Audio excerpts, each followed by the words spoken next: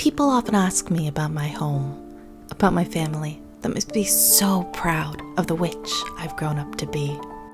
And I do remember a time when they were proud of me, a time when we were all so happy together, a time without secrets or regrets, a time when I believed everything my parents taught me, when I believed them when they told me magic was a disease that eats away at a person's soul. But we were happy, so very happy, until I met my grandmother. Back then, I didn't understand why my mom was so reluctant to let me meet her. It seemed like such an innocent request. Dad, who always put family first, insisted it was important. I knew Mom and Grandma didn't get along, but I didn't know why. When I was 7, Dad finally wore Mom down enough that I got to spend the summer with her while my parents traveled. She insisted that she take me alone, so Dad sent us off with lots of love, hugs, and promises of souvenirs from their travels. I remember when Mom dropped me off how she and my grandma spoke in hushed voices. Mom's face was dark and she sounded angry, but she came over to hold me close, said she loved me, told me to be a good girl for Grandma, and left. I looked up at my grandma for the first time. She looked like most elderly women I had seen before. Nothing amiss that could explain why Mom had kept me away. Her hair was the only thing seemingly different. While it was short and white like most, it seemed almost fluffy and full in a way I'd never seen before. Her hazel eyes were kind and she had a warm smile on her face. She held out her arms for a hug, but waited to give me the choice. I thought for a moment before running into her arms. She held me close, patted my hair, and ushered me inside her home. My grandma's house had so many strange things in it. Crystals, plants of all colors, shelves of books, and more. Whenever I asked her about these things, she would hesitate. Her answers always short and dismissive. Despite that, she was warm, loving, and spoiled me with treats and games. We would take walks in the woods behind her home, and they were so different from back home, filled with life and an energy I couldn't quite place. Sometimes, my grandma would let me play in her backyard at the edge of the woods, so long as she could see me from her window. It was during that time I first noticed a little friend. It was a very small, purple creature who liked to peek at me from the bushes and around trees. Whenever I tried to approach, it would disappear in the blink of an eye. But if I kept my distance, it would linger. When I asked my grandma about it, she mentioned that it was a wisp, but would say no more. So I named my new friend Wispy Woo and chatted with them while playing outside. After that day, Grandma began to look at me differently. I didn't understand why until she sat me down one day by the fire and asked me what I knew about magic. I told her what I had always known, that magic was a disease that ate away at a person's soul, that people with magic needed to be rehabilitated for their salvation. Grandma looked so sad when I said this, but she pressed on, asking if I had ever seen magic or met someone with it. I told her no, that the rehabilitated people lived in the city and we rarely visited there. Grandma asked me if I truly believed what I was taught about magic.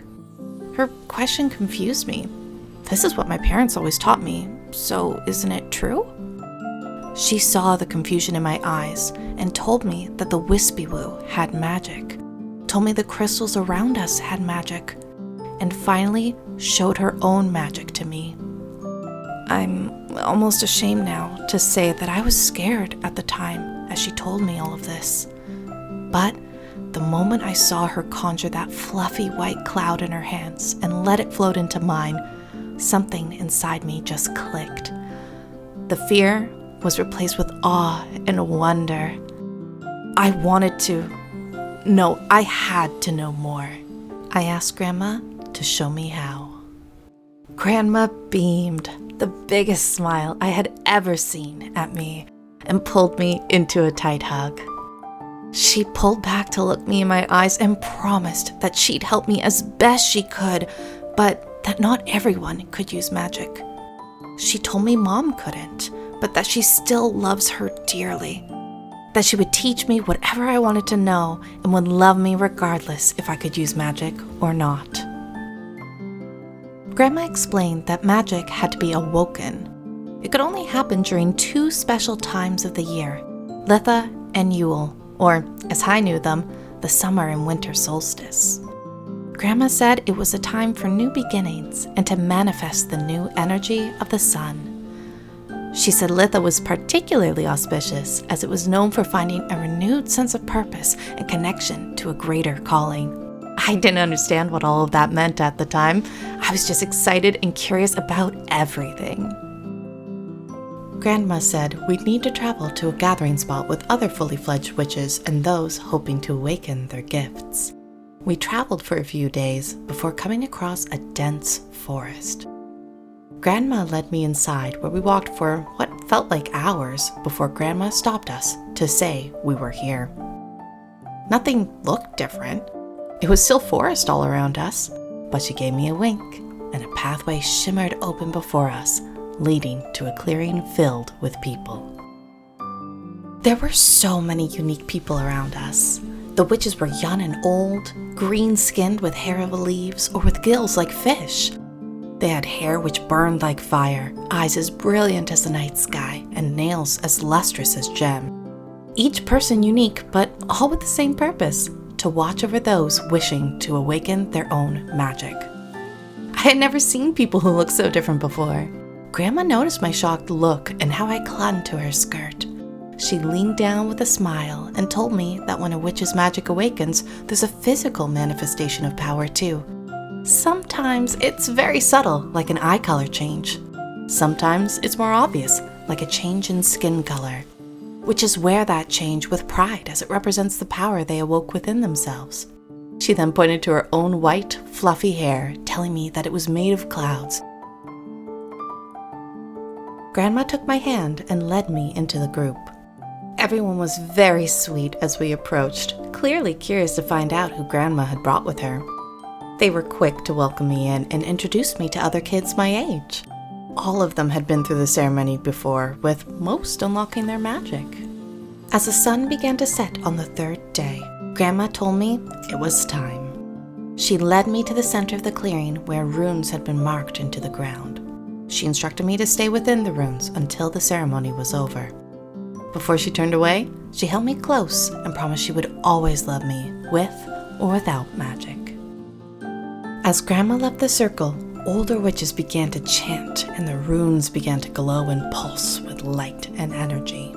It was really scary at the time, so I closed my eyes, clasped my hands together, and wished that everything would go well.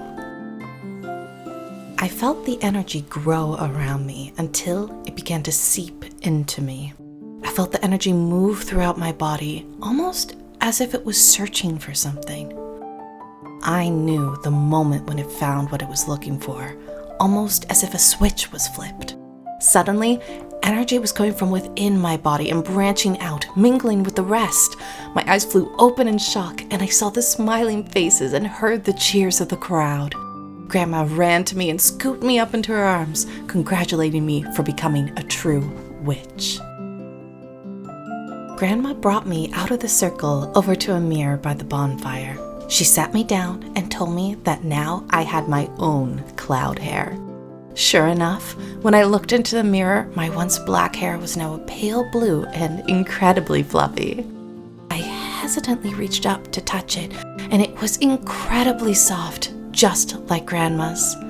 I shook my head, and my hair flowed and bounced effortlessly around me. It was the most beautiful thing I had ever seen. Grandma and I chose to head home early the next day. The journey went by in a flash as I was lost in the excitement of unlocking the magic within me. It felt like I was looking at the world through new eyes. The following weeks were filled with constant wonder and questions as I sought to learn more about the world around me through the lens of magic. I thought for sure I'd upset Grandma, but she always seemed so happy to answer each and every question and encouraged me to ask more and more. I immediately wanted to make clouds just like she had, but Grandma patiently told me it would take time and that I would be able to do more when I was older. Grandma said that she wasn't able to make her first cloud until she was 10, so she promised me it would come in time with practice. That for now, it was most important that I learn the feeling of magic and how to grab hold of it. Only then would I be able to move on to manifesting magic and controlling it. That being said, she did spend time teaching me how to make a cloud and control other aspects of the weather. Just in case, she would always say. When I pressed for why, she'd always just shake her head and tell me not to worry about that. As I practiced moving the magic within and around me, I noticed the Wispy-Woo becoming more comfortable with my presence. It no longer spooked when I would look its way, but would still run if I tried to approach it. I spoke to the Wispy-Woo about my magic, what I was learning, and more as it listened intently and observed from a safe distance. Grandma was always amused with how I chatted with the Wispy-Woo. One day, she asked me if I knew why it always came to visit. When I shook my head, she led me to a part of her garden filled with beautiful purple flowers. She taught me about the latent magic within purple iris flowers. How, if we care for them with our weather magic, we are able to unlock those latent properties within its blooms. The flower's own magic then infuses into the nectar and pollen it produces, and the winds we conjure scatter it across the land. The wisps find this to be a delectable treat and will come to visit from all over. Grandma promised that, once I was old enough to conjure magic, she would send me seeds to plant so that I could invite the Wispy-Woo to my home. The rest of my time at Grandma's passed in a flash. I learned so much, and it was genuinely the happiest summer of my young life. Unfortunately, all good things must come to an end. Before I knew it, the day had arrived for Mom to take me home.